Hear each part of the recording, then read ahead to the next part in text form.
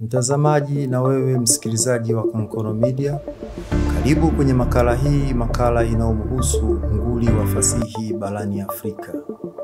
Utakuwa nami msimuliaji wako Ipiana Isaac Mwanyasi. Ngugi wa Thiong'o alizaliwa Januari 5 mwaka 1938 katika eneo la Limuru huko nchini Kenya, mashariki mwa Afrika. Ngugi wa Thiong'o alikuwa mwandishi na msomi mashuhuri kutoka Kenya aliyejulikana kwa mchango wake mkubwa katika fasihi ya Kiafrika.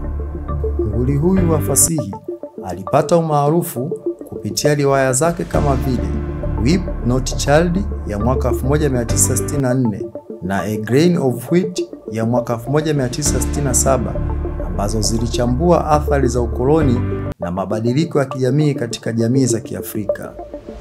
Vitabu vingine alivyopata kuandika ni pamoja na The River Between ya mwaka 1965, This Time Tomorrow mwaka 1970, A Trial of Dedan mwaka 1976, Devil on the Cross ya mwaka 1980 na vinginevyo vingi ikiwemo Wizard of the Claw cha mwaka 2006. Nguli huyu wa fasihi aliyezaliwa na kupewa jina la James Thiong'o Ngugi mnamo mwaka 1938, kipindi ambacho Kenya ilikuwa chini ya ukoloni wa Uingereza, alikuwa ni mmoja kati ya watoto wengi toka kwenye familia duni ya mfanyakazi wa kilimo mwenye kipato cha chini.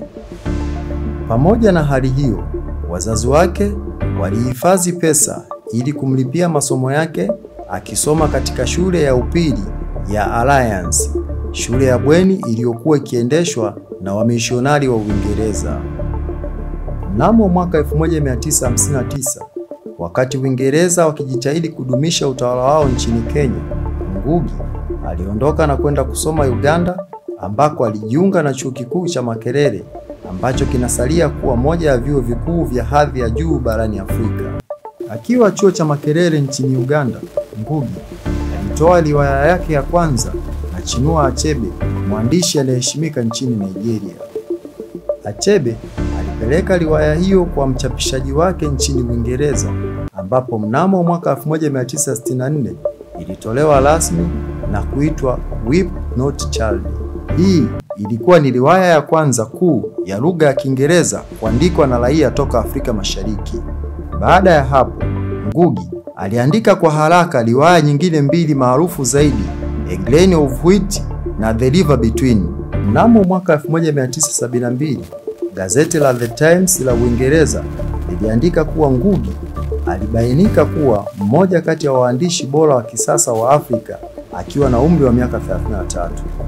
Mnamo mwaka 1977 ulikuwa ni mwaka wa mabadiliko makubwa katika maisha ya kazi ya Ngugi, kwani ndio mwaka aliamua kuliacha jina lake la kuzaliwa la James Thiong'o Ngugi na kuitwa Ngugi wa Thiong'o. Hii ni kwa sababu alitaka jina lisilo na ushawishi wa viashiria vya ukoloni. Kama vile haitoshi, Ngugi pia aliacha kutumia lugha ya Kiingereza kama lugha kuu ya fasihi yake na kuapa kuandika katika lugha yake ya mama, lugha ya Kikuyu, kitu kilichopelekea kuchapisha riwaya yake ya mwisho ya lugha ya Kiingereza iliyoitwa Petals of Blood mnamo mwaka 1977. Vitabu vya awali vya Ngugi vilikuwa vinakosoa serikali ya kikoloni, lakini kitabu cha Petals of Blood kilikuwa kinawashambulia viongozi wapya wa Kenya huru na kuonyesha kama tabaka la wasomi ambao walikuwa wamesaliti wa Kenya wa kawaida.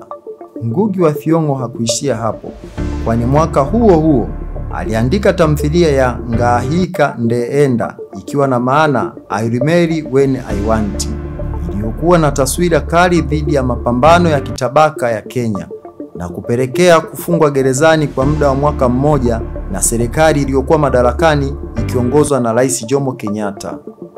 Miezi 12 aliyokaa gerezani bila kufunguliwa mashtaka kwake ilikuwa ni kama matunda.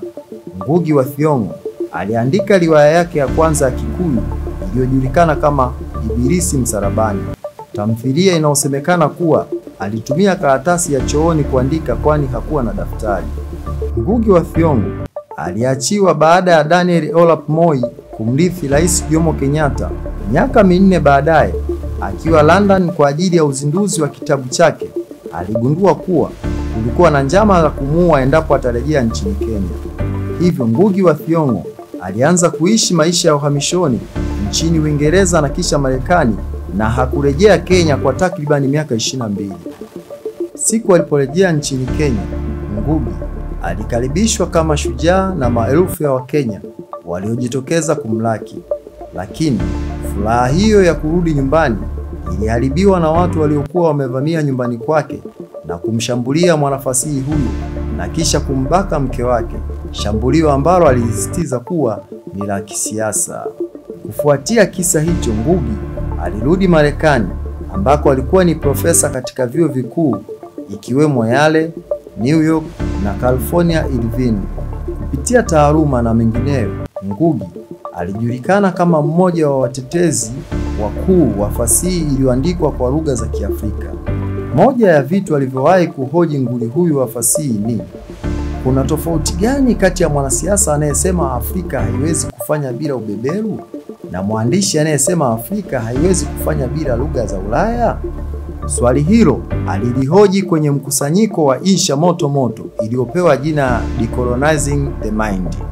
Ngugi wa Thiong'o alifanikiwa kuoa wake wawili na kupata watoto 9, na 4 kati yao ni waandishi pia, nao walifanikiwa kuchapisha vitabu vyao. Afya ya Ngugi wa Thiong'o ilianza kudhoofika mwaka 2019 baada ya kufanyiwa upasuaji wa moyo mara 3 na baadaye kupata tatizo la figo, ukiachilia mbali saratani ya kibofu iliyowahi kumkumba hapo mwanzo katika miaka 1995 na kisha kutibiwa. Ama kweli, taa elekezi ya fasihi za Afrika imezima. Tarehe 28 ya mwezi Mei 2025 imezua giza palipo nuru ya fasihi. Mungu amlaze mahali pema peponi. Na huu ndo mwisho wa makala hii fupi, makala iliyokuwa ikimuhusu nguli wa fasihi barani Afrika, Ngugi wa Thiong'o. Ulikuwa nami mtayarishaji na msimuliaji wako Piana Isaac Mwanyasi, Kankono Media.